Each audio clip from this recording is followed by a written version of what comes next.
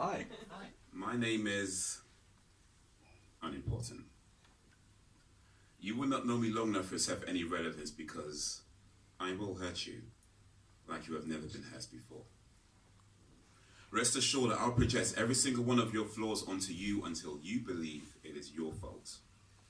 Like the pole jumper who fell short, who resorted to lying on his back, wondering where he slacked, eyes closed, staring into black and thinking, why me? You too be pondering how you got here. You probably have a fear of being lonely. I would exploit this so you'd be afraid to leave me. Now you'd want to go back to the way things were, but this relationship will operate on my terms. The relevance of your opinion is less than a penny's worth. Maybe you would try to unearth my secrets in the hopes that I can be corrected. But I am from a lineage of men that do not discuss our problems, nor do we attempt to solve them. Instead, we bury them deep and pretend that they never existed, in the hopes that nobody sees it. They remain indefinitely undealt with, and no sign of them on the surface until one day, unintentionally, you make me remember. And I am not good at sharing my feelings. Instead, I will make you feel like it is your issue to deal with. Like there is something wrong with the way that you do things. Like staring at your reflection in a dirty glass. I am insecure about many things in my past. Way too insecure to talk about them in my present. This leads me into bouts of depression that deprive me of the desire to be independent from drama. You can compare me to a male peacock. I would impress you for the short periods that I can remain interested. I would recite to you the most beautiful poems. I will sing you a song that we can call our own. I'd earn your trust as time goes on. And then, when you're at your most vulnerable, I will destroy everything that we have worked towards. By the fourth beat of your heart, your life would start to decline in front of your very own eyes. Your mind would rewind back time while you try to understand why and where you went wrong. You see, by now you think that I'm perfect. You wouldn't even consider me a suspect. My exterior represents how a man should be presented, but my interior hides many deeds resented. I am not proud of it. Every day I pray for forgiveness. It gives me the energy to deal with my enemies, inner me.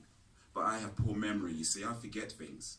I forget that I'm capable of handling anything, so I let many things overcome me. The result is you desperately clinging to the good memories.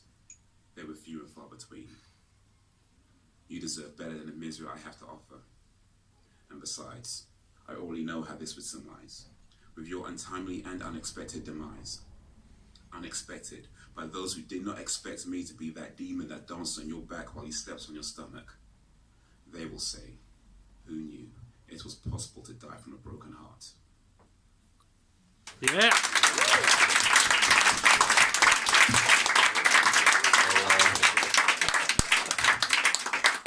Yeah, that's how I do. I depress people.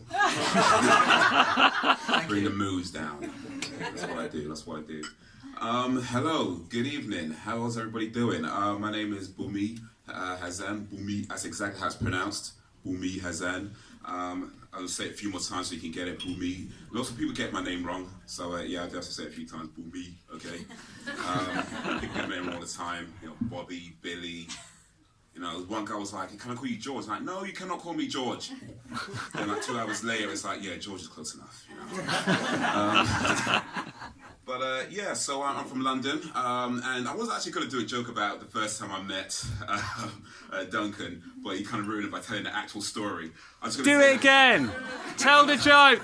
I'm going to say that, you know, because when I met Duncan for the first time, but yeah, about 5 years ago, and he was stripping it in a bar. You know, that actually happened, but yeah, you gave away the context. It doesn't mean anything anymore. Sorry.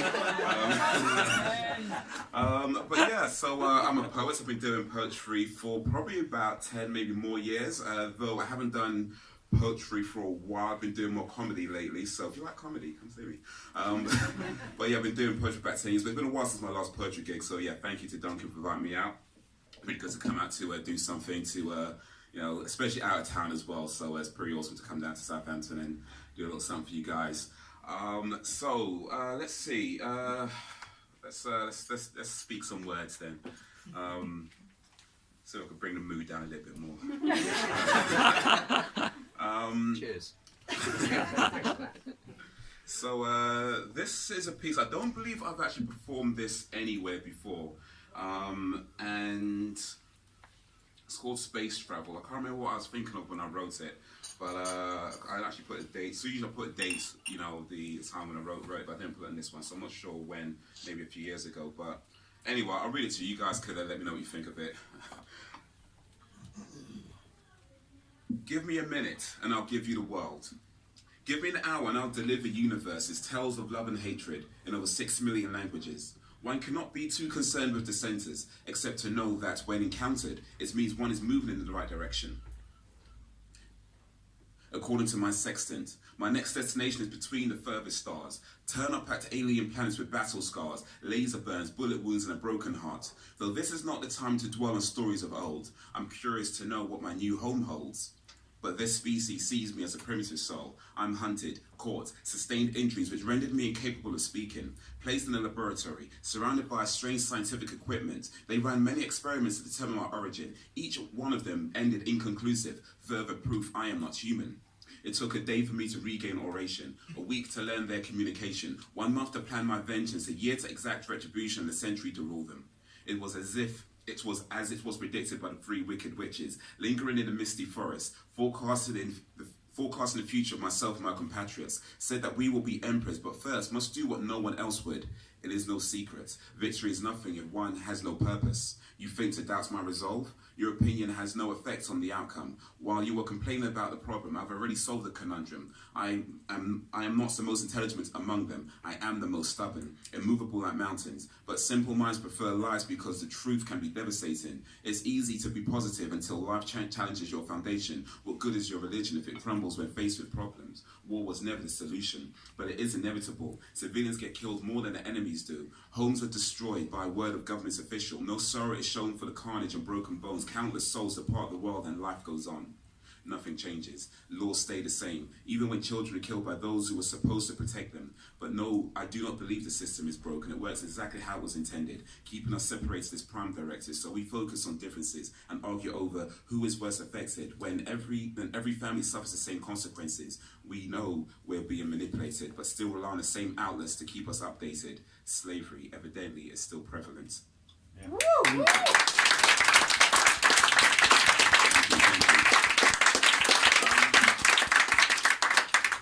One thing I should point out, actually, I don't know if some of you might have noticed already, but we'll see, but I do like to make a lot of references to various things like video games, movies, and stuff like that. So if you do spot any, then yeah, let me know.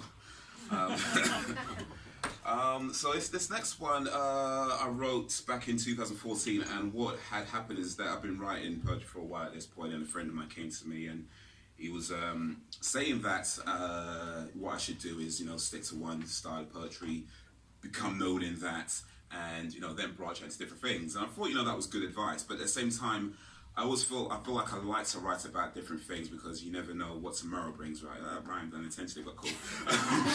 But yeah, you like to write about different things. And so I was thinking, you know, what type of poet am I? You know, what category I fit into? And being a poet, and you write it down, right? So this is called hashtag I am that poet. I do not fit into any genres, nor do I desire to conform to social constructs. I merely endeavour to write the thoughts of my mind, stories in time, previous lives, and tales of spectacular moments. So when I'm asked by earthly nomads what type of poet I am, my answer is often convoluted. Fantasy mixed with truths, allegories and obscure metaphors that serve only to confuse the listener even more, so I implore your attention. Allow me to attempt an explanation for the situation I have found myself in, with a sincere intent of addressing it. I have multiple and varying characteristics, each representing a different life that I've lived. This is commonly known as being eclectic, so I can switch from established academics to more commonly used colloquialisms. I am that poet, the one who is not from this planet. I was sent away by my parents when my homeland was damaged, flew through space in a high-density alien capsule, entered Earth's atmosphere at an inappropriate angle, crash landed in the Bermuda Triangle and roamed the lands in search of adventure. I question everything.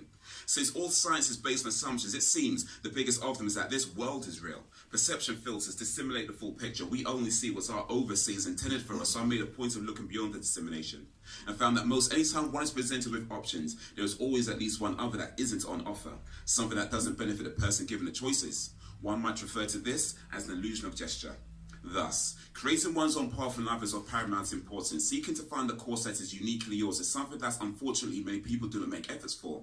Now, history has taught that those who attempted to go against the norm are ostracized and ignored, persecuted and tortured, or labeled mentally dormant. The point I'm trying to put forward is, difference is asked for, but not actually welcome in these districts.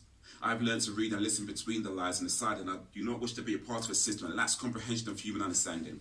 I do not claim to be an expert of anything, but if one does not accept the individuality of others, one misses the purpose of having many cultures, to learn from our differences, and to know strangers on a personal basis. But even I sometimes wish to end this. When I see the atrocities that ignorance is contended, I want to cast aside my human associations and revert back to a fantastical life form.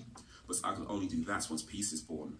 Until then, I will continue to delve into the depths of all, expose the dishonest and the hypocritical. So when you ask what type of poetry I scroll, I write the type that makes eyes fall, illicit lexicon to form provocative overtures, journeys through a thought process, not limiting itself to one existence. I write with the conscience of over 9,000 men, women and children. I'm a time-traveling mad scientist. My words will always rise above standard adjectives. By the time you see my next appearance, I would have already regenerated. You will not get used to me. I wear personalities like items of clothing. This is the fundamental principles of time traveling. You will not ever understand this if you insist on incessantly holding on to logic. Indeed, you must let go of this because it could only take you so high. All else lies on the other side of trying. Who am I?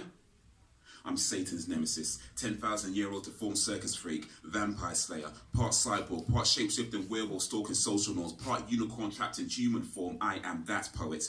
My speech will sometimes protrude slowly because I'm thinking of how to appropriately articulate my emotions. Do not interrupt this process. I find it extremely disconcerting. I close my eyes when I forget my words and transport myself to another dimension, one where peace reigns throughout the continents and where there is no such thing as arrogance. I will stay there until I have theories on how to recreate it. Then I take language back to animalistic noises and devise a new direction to move forward in caterwauling. You categorically cannot kill those who do not fear dying. Heart of a lion, mind of a medieval mania patient with excavated holes that demons live in a constant battle between good and evil. Ergo, my poetic prowess often involves a conflict of interest. My archives contain several masterpieces where my electronic current conquers clandestine civilizations. From the beginning of time to the Middle Ages, my name became synonymous with iconic classic behavior, tearing down established procedures, making way for creative thinkers. We travel solar systems to see the distant future, where a person's comport doesn't cause question of their composure,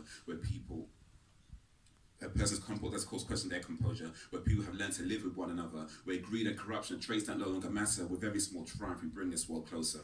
I have seen the best and worst of what we're capable of. In some shape or form, I've been involved with every one of them and countless combinations in between each of them. I am that poet, trained by Master Goku. I was a world warrior by the age of 11, rescuing princesses from hidden kingdoms, swinging swords and infected creatures. I am that poet, the voice of the voiceless and the voice of the loners, made sense of this world through fictional characters, undisputed champion of failed romances. Solitude has been my most consistent companion. I am that poet, cave dwelling in secret locations, organizing ways to raise public awareness, wanted by the authorities for acts and malfeasance. One man's freedom fighter is another man's terrorist. I am that poet.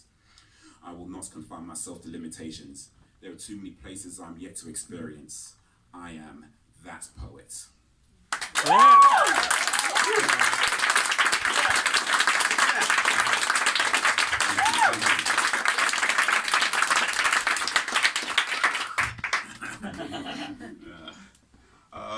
No, thank you. Appreciate that, guys. Appreciate that.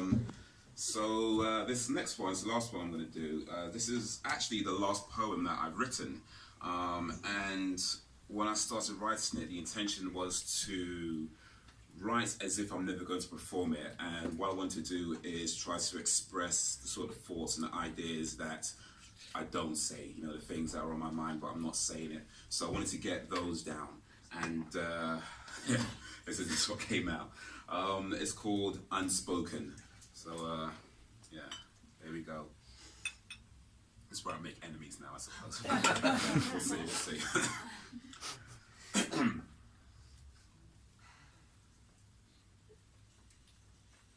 I'm old school masculine. Not down with this new age pantiness, skinny jeans and all that. I'm bringing back the man again. Hunter-gatherer, taming animals, feeding vegetables, cut fast and deep to provide enough sustenance. If it ain't broke, don't fix it. If it is, try something different. But never get comfortable. Everything you own can be destroyed in an instant, and when it's gone, when others come to finish you off, when you're stuck between a hard place and a rock, who then can you depend on? The village is strong. I dare do all that's made me become a man. Who dares do more is none. It's a dirty job. Don't ask questions if the answers can't be absorbed. Fake news travels fast, addicted to the drama. Gotta stay connected, gotta stay relevant. Truth be damned, just say something. Give it a catchy headline, most don't read past it. Post a picture of a woman's cleavage, make sure it's in focus, but pretend like you didn't notice. 10 pics of awkward moments. Number 6 is really shocking. Now let's talk about female empowerment. What do you know about it other than #body positive?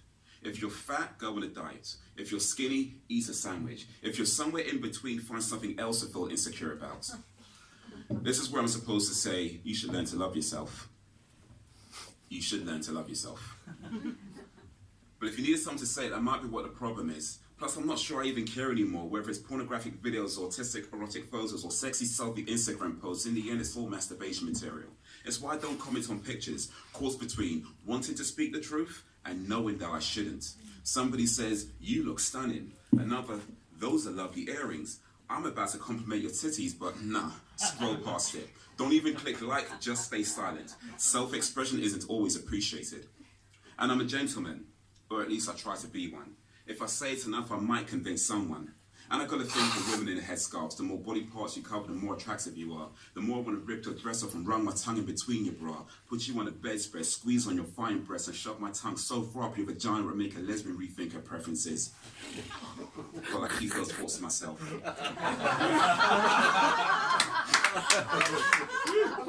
Ask you something else. Where do you work and do you take care of your health? Oh, you're into this thing and I have no idea what it is, but keep talking while I pretend to be interested. Your family's nearby, I want to make a good impression. Be the one you take home to meet the parents. Get into an argument over politics and religion, I always sabotage a good thing. Maybe I'm still not ready for it. Maybe, if you're interested.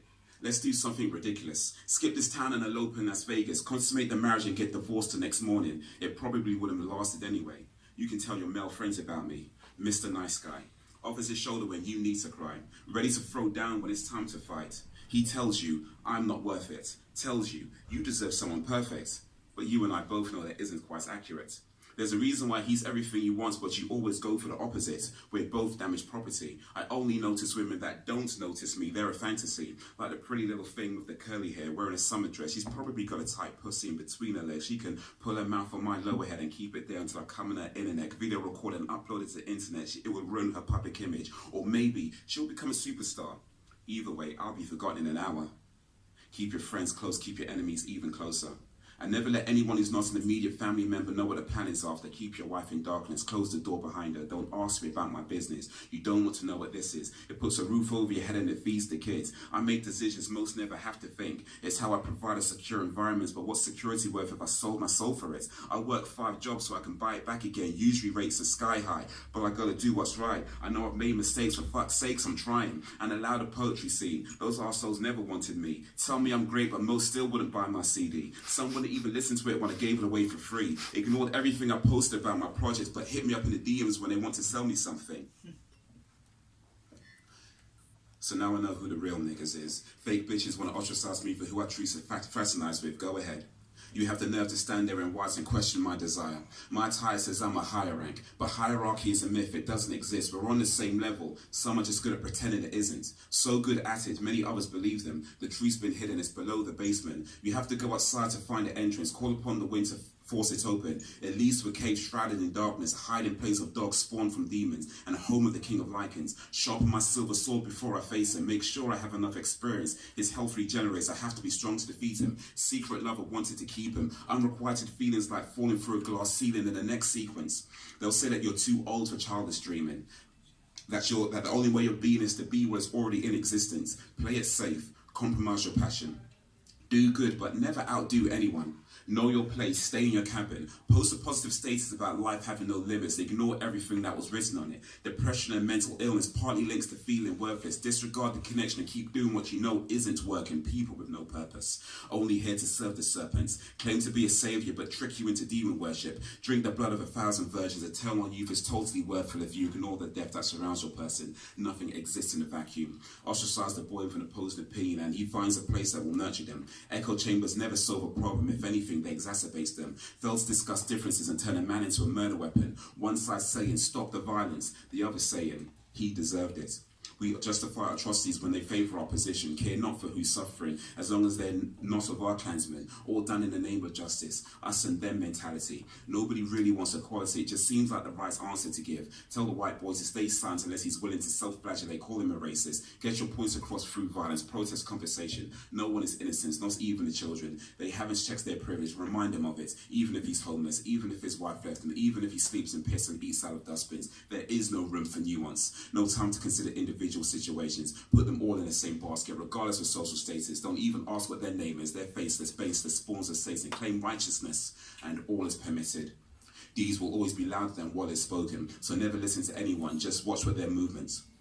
Watch what they're doing. People make sounds with their mouths, but speak with everything. Wake up in the morning, greet the Lord, at least 15 jumps to get the blood flowing, 22 push-ups for suicide poems. There is always enough time for the correct order, though there is no success if your soul is tortured. But these days, no one applauds until you say something abhorrent, so screw it. Let's kill all the white people, let's kill them tomorrow, and then burn every black and Asian asleep in their home. Well, it's just a joke. I have no problem with anyone, not even the homos. Each to their own. Can't we all just get along? I'm just tired of the loudest voices having the least info. The truth is ever present, but lies sell more. And if you repeat them enough, it will become the law. Many will kill for it, raise their infants to love and adore it. If one allows a cause to define them, they'll do anything to maintain its relevance. Many act within their own best interest, claim a victim narrative, and live off the goodwill of citizens, supported through monthly donations, but never actually do anything. The difference between popular and infamous. We're all attention whores. Some just have wider limits.